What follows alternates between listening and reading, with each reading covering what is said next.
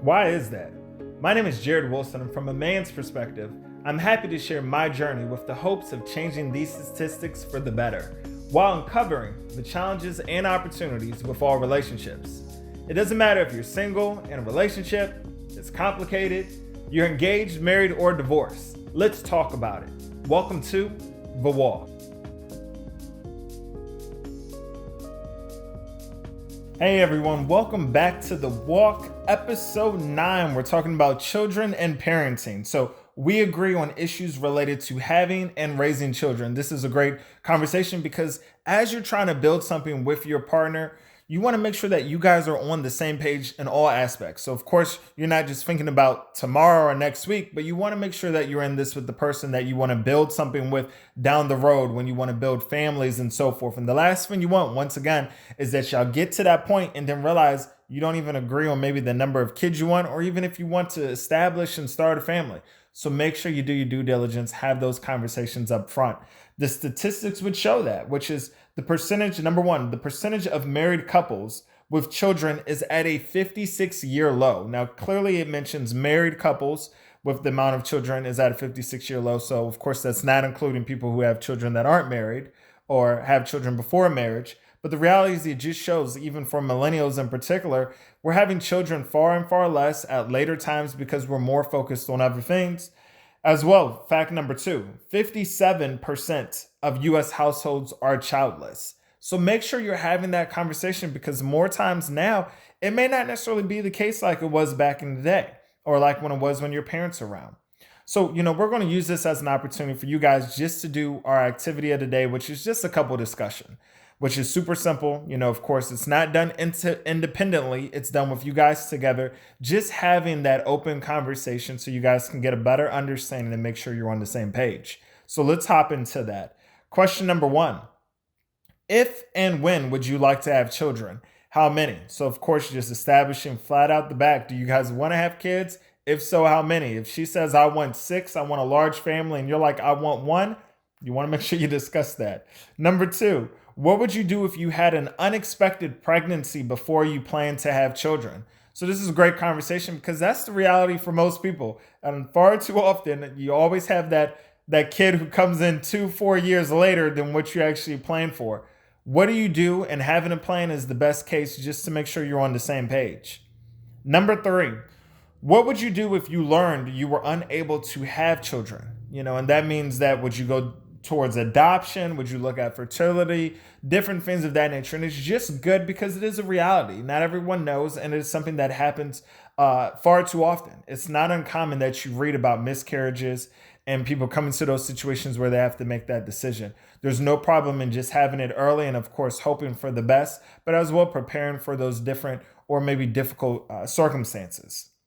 Number 4, what are your expectations for care of children during infancy stage and early childhood? So this is a great conversation because it goes back to relationship roles and the family. Do you expect that when the child is in infancy stage, do you expect that the wife is going to be home during maternity leave? And if your job provides paternity leave, is the wife expecting that you're going to be home as well? Is the expectation that your parents are going to come over every single day and watch the kids? Do you expect to have a babysitter? Things of that nature. And especially as the child continues to grow, make sure you have those conversations up front, because you guys may have different ideas and ideals, if you will, of what you would want to see. Question 5, how would you prefer to handle discipline? Where did you grow up? And it kind of goes, once again, back to even looking at your past. Maybe you grew up in a household where spankings was not a thing. You never got touched. So your thought process is, oh, no. My discipline for the children will be a stern talking to. And some other people would be like, oh, no. The only discipline that's going to happen is going to start with a belt and it's going to end with a stick. Just have the conversation. Make sure you're aligned. Question number 6. How important is it to you that children are raised near extended family? So, for you, maybe you're very close with cousins, aunts, uncles, things of that nature. And maybe you were raised and you didn't really know them and they lived in completely different states. How important is it to you? Some of you may have that side of the family that you don't want them around. Some of you want them to meet every single person that is in the family. Great conversation. Question 7. Should children have a spiritual foundation? If so, what values do you want to teach them? So this is a great conversation.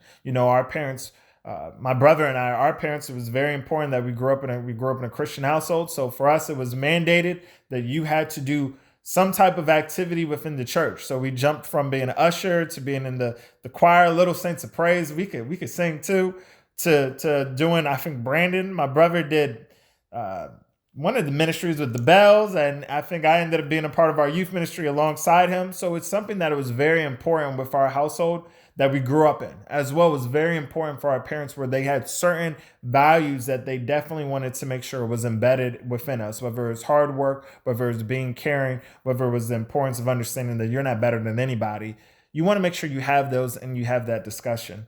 And then lastly, question 8, as a parent, what would you do differently than your family of origin? And this is just a great conversation because it goes back to your childhood. Maybe you were raised and there were certain things your parents did that you really enjoyed and admire, and you want to make sure you pass that down. Whether it was every Friday was, our game night or pizza night or something, and we got the opportunity to have fun with our parents and talk and have good conversation. Maybe it was something that your parents didn't really do. They worked too hard or they were not really around.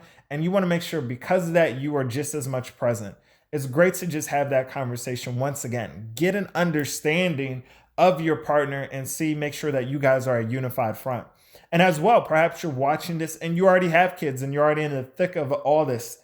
Something that I recommend, and of course, I don't have kids, so this is just my opinion, but something that I think is very important is to make sure that if you have kids, to have a weekly family meeting and just use that time to connect and reflect on the family, personal experiences that you are going through as an individual, let alone your children, and make sure you spend that quality time together. We are in a day and a age where technology is more apparent now than ever.